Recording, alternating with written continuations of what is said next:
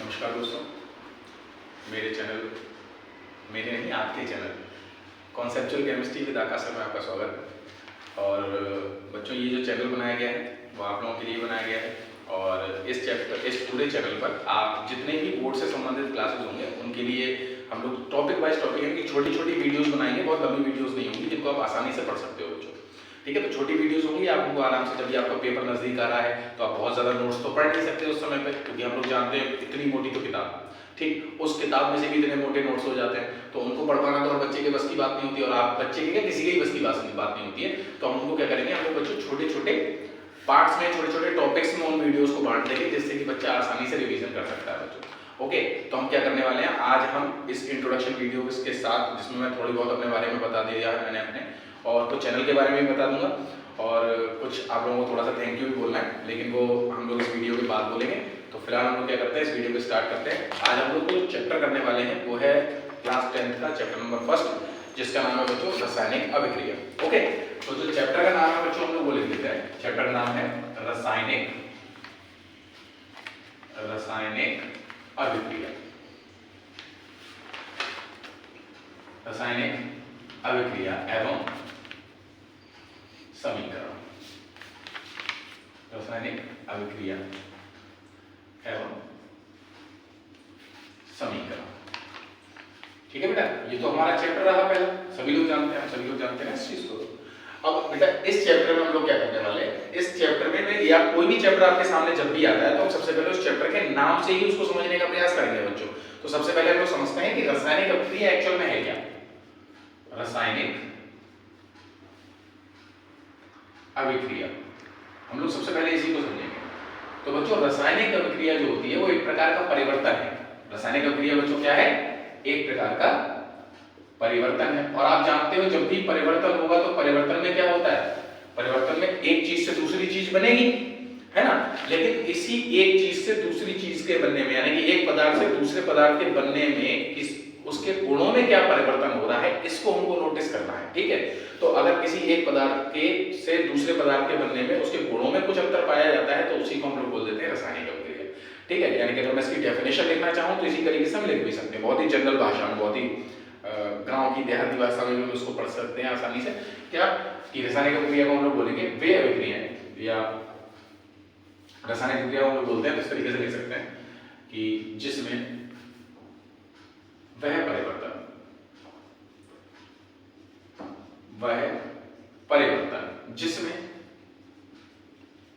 जिसमें नए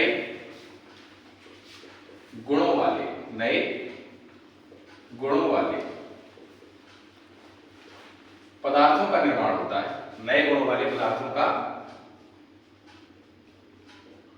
निर्माण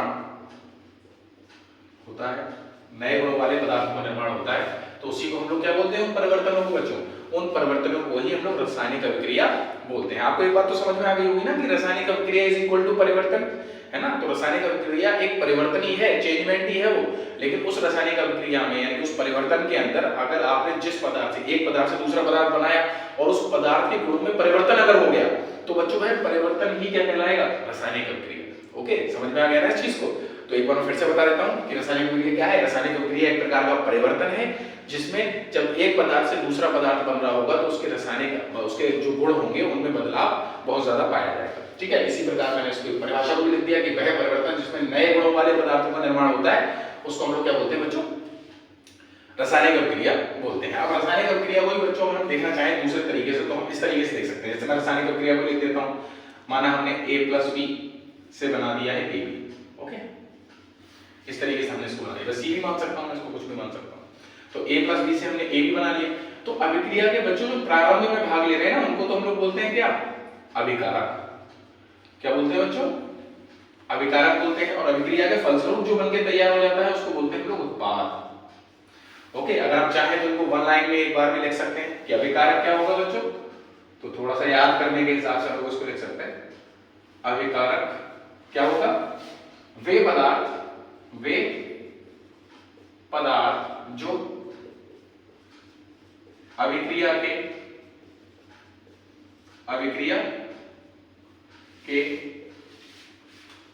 प्रारंभ में, अभिक्रिया के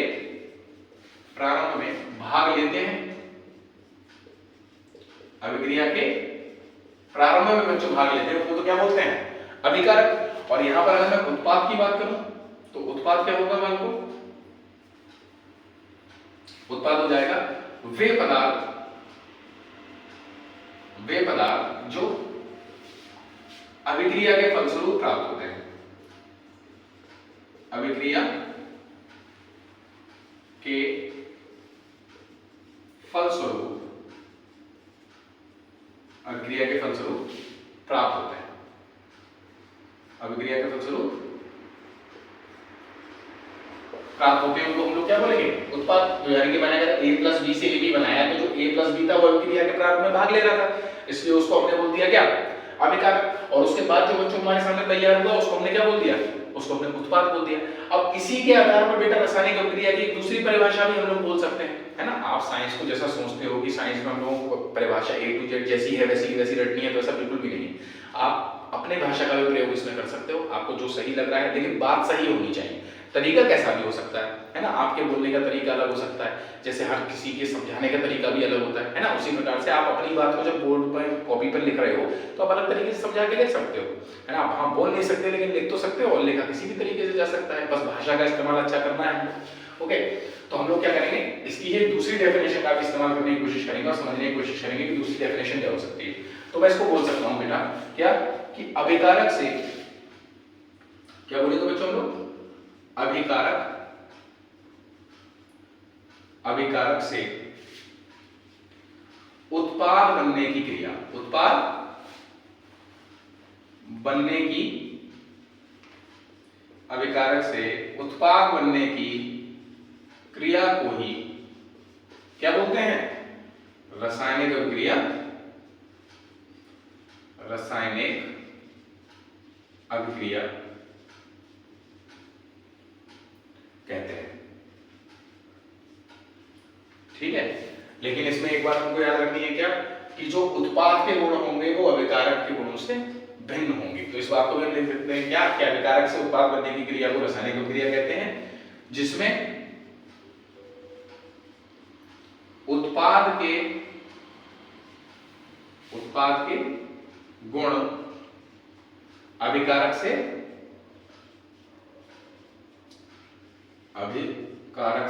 क्या होते हैं बच्चों? अभिकारक से भिन्न होते हैं, यानी कि अभिकारक से अलग होते हैं। यही तो हमने पढ़ा था कि नए पदार्थों का निर्माण होगा जिनके गुण जो होंगे वो नए होंगे। तो हम लोग क्या करने वाले हैं, हमने इस चीज को तो समझ लिया अच्छे से। अब मैं कुछ रासायनिक अभिक्रियाओं के एग्जाम्पल भी लूंगा बच्चों। कैसे एग्जाम्पल? जैसे कि भोजन का पचना। हम लोग भोजन करते हैं ना, तो जब हम लोग भोजन करते हैं तो भोजन क्या है? एक जटिल कार्बनिक अणु के रूप में हम उसको ग्रहण करते हैं, लेकिन वो जटिल कार्बनिक अणु हमारे अंदर जाने के बाद जब पचता है तो सरल कार्बनिक अणुओं में पहुंच जाता है, जिससे हमें विटामिन मिल जाते हैं, ग्लूकोज मिल जाता है ना? तो हमने सिर्फ भोजन किया, हमने तो रोटी खाई ना, सीधी रोटी खाई, हमने सब्जी खाई, लेकिन वो जब खा लेते हैं हम लोग तो पेट के अंदर जाके रासायनिक अभिक्रिया शुरू हो जाती है, और जैसी रासायनिक अभिक्रिया शुरू होती है तो वो जटिल कार्बनिक अणु सरल कार्बनिक अणु में बढ़ जाते हैं और पूरी बॉडी के अंदर हम लोगों को प्राप्त हो जाते हैं। तो भोजन का पचना बेटा कैसी अभिक्रिया होगी? रासायनिक अभिक्रिया होगी बच्चों। ठीक है, तो मैं एग्जांपल में लिख सकता हूं कि जो भोजन का पचना है, भोजन का पचना जो है बच्चों वो एक क्या है? वो एक रासायनिक अभिक्रिया है। इसी के साथ में बच्चों श्वसन, हम लोग सांस लेते हैं, तो जब हमने सांस ली तो ऑक्सीजन ग्रहण की ना, और उसके बाद जब हम लोग सांस छोड़ देते हैं तो क्या निकलती है? Carbon dioxide. तो हम लोग सांस ग्रहण कर रहे हैं फिर सांस को छोड़ रहे हैं, तो सांस ले रहे हैं, आप लोग ऐसा करके भी देख सकते हो, वैसे नॉर्मल है, वरना मैं योग सिखाने लग जाऊंगा थोड़ी देर में आपको, तो है ना? तो क्या है? भोजन का पचना और उसके अलावा श्वसन बच्चों। तो श्वसन ले रहे हैं तो श्वसन करते हैं जब लोग, तो हम लोग ऑक्सीजन ग्रहण करते हैं और वो ऑक्सीजन ही अंदर जाके क्या बन जाती है? कार्बन डाइऑक्साइड निकाल देते हैं, कार्बन डाइऑक्साइड। तो अगर मैं उसको समझने की कोशिश करूं तो अभिकारक क्या था? अभिकारक था ऑक्सीजन, और निकला क्या? उत्पाद यानी कार्बन डाइऑक्साइड। ओके, तो चेंजमेंट हो गया ना, गुणों में भी उसके अंतर हो गया। Very good. तो हम लोग क्या करेंगे, इसका दूसरा एग्जांपल लिखेंगे श्वसन। ओके बच्चों, तो हमने श्वसन को भी पढ़ लिया। इसी प्रकार से बच्चों दूध से दही का बनना, तो दूध है और दही है, दोनों की ही क्वालिटीज में बहुत अंतर होता है ना, दोनों के ही गुणों में बहुत अंतर है। तो मैं ये भी बोल सकता हूं कि दही का बनना, दही का बनना बच्चों ये भी क्या हो जाएगा? एक रासायनिक अभिक्रिया हो जाएगी। इसी प्रकार से लोहे पर जंग लगना, तो बहुत सारे एग्जाम्पल हैं। हमको बस ये समझना है कि एक्चुअल में गुणों में परिवर्तन हो रहा हो, अभिकारक से जब उत्पाद बन रहा हो तो उसके गुणों में कुछ ना कुछ परिवर्तन हो रहा हो बच्चों। तो ये बात आपको समझ में आ गई ना बच्चों, कोई दिक्कत नहीं होगी। तो अब हम लोग क्या करने वाले हैं, हम ये समझने वाले हैं कि रासायनिक अभिक्रिया को प्रदर्शित कैसे करना है। ओके, तो अब हम यहाँ समझते हैं कि रासायनिक अभिक्रिया को प्रदर्शित करना। तो रासायनिक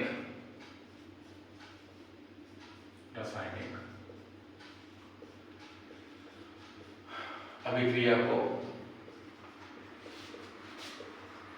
प्रदर्शित करना,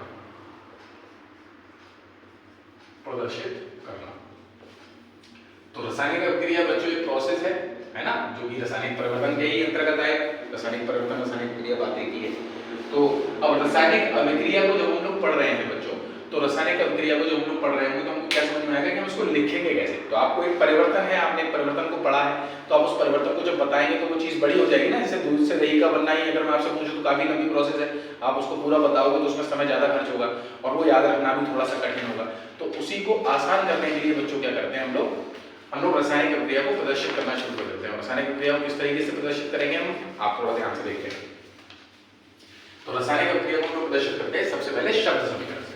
ओके, तो शब्द समीकरण से हम लोग प्रदर्शित कर देते हैं। तो शब्द समीकरण देखो, शब्द समीकरण इसमें होता क्या है बच्चों, थोड़ा ध्यान से देखना। शब्द समीकरण में हम लोग करते क्या है, तो शब्द समीकरण जो है बच्चों, उसमें हम लोग किसी भी परिवर्तन को, उसके जो भी परिवर्तन में जो भी हमने अभिकारक या उत्पाद दिए हैं, अभिकारक और उत्पादों को ही सिर्फ लिख देते हैं और उसको हम लोग बोल देते हैं शब्द समीकरण, जिससे उसको आसान याद करना आसान हो जाता है। जैसे कि मैं एक एग्जांपल आपके सामने लेता हूं कि हम लोग जिंक की क्रिया, किसकी बच्चों, जिंक की क्रिया हम लोग सल्फ्यूरिक अम्ल से कराने वाले हैं। सल्फ्यूरिक अम्ल से जब कराएंगे बच्चों, जिंक की क्रिया हमने सल्फ्यूरिक अम्ल से जब कराई है, तो यहां क्या बना है, थोड़ा ध्यान से देख लेना। यहां बनेगा बच्चों zinc sulphate, zinc sulphate plus hydrogen gas, बनती है बच्चों, ये तो आपको पता ही होगा ना। यानी कि आपने जो इस तरीके से इसको लिखा है, यही क्या है बच्चों, शब्द समीकरण। इसको याद करना कितना आसान है कि हम कैसे याद करेंगे कि जब जिंक की क्रिया सल्फ्यूरिक अम्ल से कराई जाती है तो जिंक सल्फेट तथा हाइड्रोजन गैस प्राप्त होती है। कितना आसानी से हमने इसको याद कर लिया और लिखने का भी तरीका बहुत सरल है। लेकिन जब बच्चों हम लोग इसको और अच्छे स्तर पर देखते हैं तो इसको लिखना और ज्यादा कठिन माना जाता है और इससे भी आसान माना जाता है इसके प्रतीकों को लिखना। और एक्चुअल में रासायनिक अभिक्रिया बच्चों उसी प्रकार से लिखी भी जाती है। तो हम क्या करेंगे, जो आपको यहाँ पर तत्वों के नाम या यौगिकों के नाम दे रखे हैं, उन्हीं को हम लोग क्या करेंगे, अभिकारक और उत्पाद दोनों के ही प्रतीकों को बच्चों हम लोग यहाँ पर लिख देंगे और वो जो होगा वो होगा एक्चुअल रासायनिक अभिक्रिया। ठीक है, तो हम कैसे लिखेंगे, हम लिखेंगे बेटा जिंक को लिखते हैं Zn से, तो Zn प्लस सल्फ्यूरिक अम्ल मतलब H2SO4, वो थोड़ा सा बड़ा बना लेते हैं, H2SO4। जब हम लोग रिएक्शन कराएंगे तो ये क्या बन जाएगा, जिंक सल्फेट यानी कि ZnSO4 plus hydrogen gas H2। ठीक है, हाइड्रोजन गैस का फॉर्मेशन हो जाएगा। तो बच्चों ये जो आपको दिखाई दे रही है ये एक्चुअल में क्या है, ये एक्चुअल में बच्चों रासायनिक समीकरण है। तो आपको ये चीज तो समझ में आ गई होगी ना कि रासायनिक समीकरण क्या होती है। बहुत अच्छी बात है। तो आज हम बेटा इसके बाद थोड़ा सा और आगे बात कर लेते हैं क्योंकि मुझे लगता है कि थोड़े पास हमारे पास समय है, जिससे वीडियो बहुत ज्यादा लेंथी भी नहीं हुई होगी। तो हम लोग इसको थोड़ा सा और स्टार्ट करने का प्रयास करते हैं और हम लोग पढ़ने वाले हैं रासायनिक अभिक्रिया के प्रकार। ओके बच्चों, तो रासायनिक अभिक्रिया के प्रकारों पर हम लोग बात करने वाले हैं आज। तो रासायनिक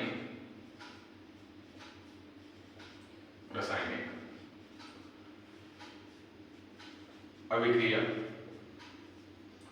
के प्रकार। ओके बच्चों, तो रासायनिक अभिक्रिया के जितने प्रकार हम दोनों देखने वाले हैं, जिनमें सबसे पहला प्रकार जो आता है वो है बेटा संयोजन अभिक्रिया। क्या है, संयोजन अभिक्रिया। संयोजन अभिक्रिया मैं फिर से वही बात बोलूंगा जो मैंने वीडियो की स्टार्टिंग में ही बोला है आपको, जो क्लास में स्टार्ट की थी, क्या कि किसी भी चीज को अगर हम उसके नाम से समझने का प्रयास करें तो बहुत आसानी से समझ सकते हैं। तो हम क्या करेंगे, हम ये देखेंगे कि संयोजन अभिक्रिया के अगर हम नाम से ही इसको देखें तो संयोजन का मतलब क्या है? संयोजन का मतलब जुड़ना होता है ना? संयोजन का मतलब क्या है? जुड़ना। यानी कि संयोजन अभिक्रिया क्या होगी? जिसमें दो या दो से अधिक पदार्थ आपस में जुड़कर एक नए पदार्थ का निर्माण करेंगे। कोई बात नहीं बच्चों, आपको साउंड आया होगा, मेरा घर जो है वो रोड पर ही है, तो थोड़ा बहुत डिस्टर्बेंस हुआ होगा आपको, कोई दिक्कत नहीं। तो हम लोग वापस में इस चीज को बोल देता हूँ कि संयोजन अभिक्रिया क्या है बच्चों? तो संयोजन का मतलब ही जुड़ने से है, यानी कि संयोजन को हम लोग बोलेंगे दो या दो से अधिक अभिकारक जब आपस में जुड़कर एक उत्पाद का निर्माण कर लेते हैं, तो उसी को हम लोग क्या बोलते हैं बच्चों? संयोजन अभिक्रिया बोलते हैं। जैसे कि लिख देते हैं पहले हम इसकी डेफिनेशन को। संयोजन अभिक्रिया क्या होगी? वह अभिक्रिया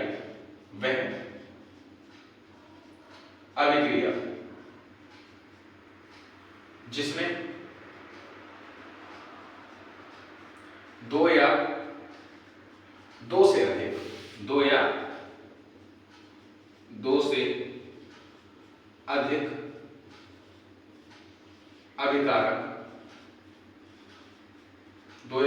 अभिकारक आपस में जुड़कर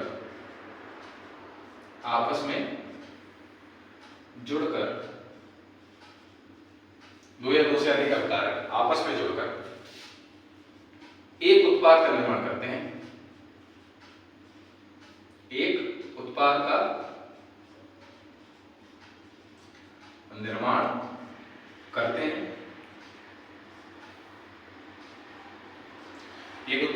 करते हैं, तो उस प्रकार की अभिक्रिया क्या कहलाएगी बच्चों? संयोजन अभिक्रिया कहलाती है। ठीक है, अब मैं इसी के एग्जाम्पल कुछ ले लेता हूं। जैसे कि आप क्या करो, आप कार्बन का दहन कर लो, एग्जाम्पल हम लोग ले लेते हैं। तो C+O2 यानी कि हम कार्बन का ही दहन कर देंगे, तो क्या बन जाएगा बच्चों? CO2 गैस का फॉर्मेशन हो जाएगा, यानी कि दो अभिकारक थे आपस में जुड़े और क्या बना दिया उन्होंने? CO2 बना दिया बच्चों। अब इसी प्रकार से हम लोग एक एग्जांपल और भी ले सकते हैं, जैसे कि हम लोग जल का निर्माण कर सकते हैं। कैसे? देखो थोड़ा ध्यान से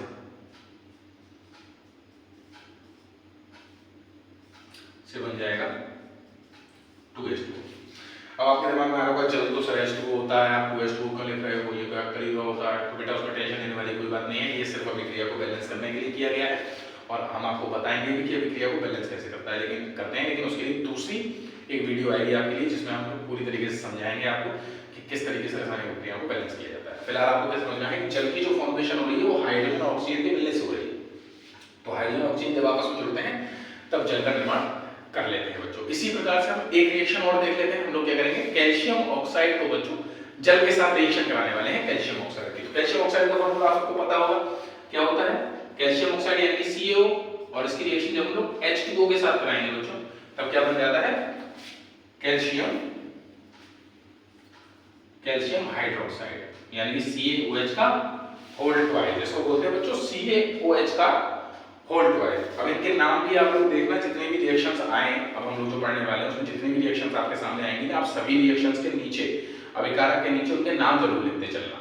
ठीक है, इससे क्या होगा, आप उनके यौगिकों को बहुत आसानी से याद कर सकते हो। वैसे ये याद तो आपको 9th क्लास में करना चाहिए, लेकिन मुझे पता है कि आप लोगों ने याद नहीं किए होंगे।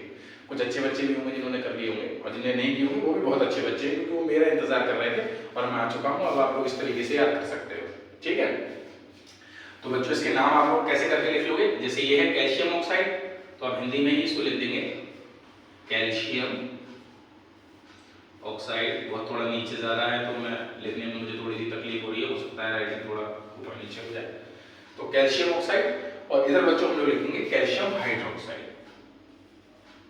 Calcium hydroxide.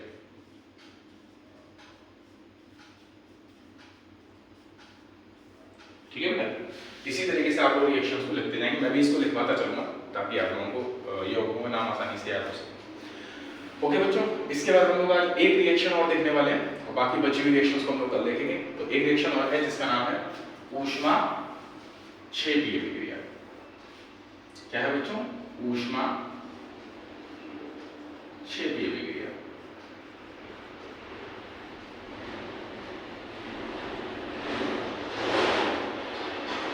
क्या होती है ऊष्माक्षेपीय अभिक्रिया? तो बड़ा आसान है ऊष्माक्षेपीय अभिक्रिया को समझ में पाना। क्या ऊष्माक्षेपीय अभिक्रिया वे अभिक्रियाएं होती हैं जिनमें ऊष्मा मुक्त होती है बच्चों। बस बड़ा आसानी से इसको क्या पहचाना जा सकता है, अगर हम लैब में कोई रिएक्शन करते हैं तो उसमें ऊष्मा मुक्त होगी तो हम टच करके देख सकते हैं। और ऊष्मा का मुक्त होती पता चल रही है, पर नली गर्म हो रही है तो हम बता देंगे कि ऊष्मा क्षेपीय अभिक्रिया है। ओके, तो क्या लिखेंगे हम लोग, वे अभिक्रियाएं, वे अभिक्रियाएं जिनमें क्या होता है बच्चों, ऊष्मा मुक्त होती है, जिनमें ऊष्मा मुक्त होती है, जिनमें ऊष्मा मुक्त होती है बच्चों क्या कहलाती हैं, ऊष्मा क्षेपीय अभिक्रिया बच्चों कहलाती हैं। जैसे कि ऊष्मा क्षेपीय अभिक्रिया का सबसे अच्छा एग्जांपल क्या है, आप मीथेन को गर्म कर लो, ऐसे तो बहुत सारे एग्जांपल हो सकते हैं लेकिन हम एक एग्जांपल ले लेते हैं, क्या कि आप CH4 यानी मीथेन प्राकृतिक गैस है, उसका आप दहन करा के देख लो, क्या बन जाएगा, तो CO2 प्लस H2O प्लस इसमें बच्चों हीट निकलती है, यानी कि ऊष्मा का उत्सर्जन हो जाता है इसमें। और हम जानते हैं किसी भी रासायनिक अभिक्रिया में अगर ऊष्मा मुक्त हो रही है तो कैसी अभिक्रिया है बच्चों, रासायनिक अभिक्रियाओं में भी ऊष्मा क्षेपीय अभिक्रिया बच्चों कहलाती है। अब इसको थोड़ा सा बैलेंस कर लो आप, तो यहाँ पर हम लोग कर देंगे 4 हैं, और ये कैसे होता है, रिएक्शन बैलेंस होगी, किस तरीके से होता है ये हम आपको बताएंगे, ये एक नई वीडियो आएगी, मैं पहले बता चुका हूँ आपको। तो बच्चों आज के लिए हम लोग सिर्फ इतना ही पढ़ेंगे, जल्दी से इसको पढ़ लेना, इस वीडियो को 1, 2 या 3 बार आप लोग आसानी से देख सकते हो, और जिससे कि आपको बहुत आसानी से याद हो जाएगा।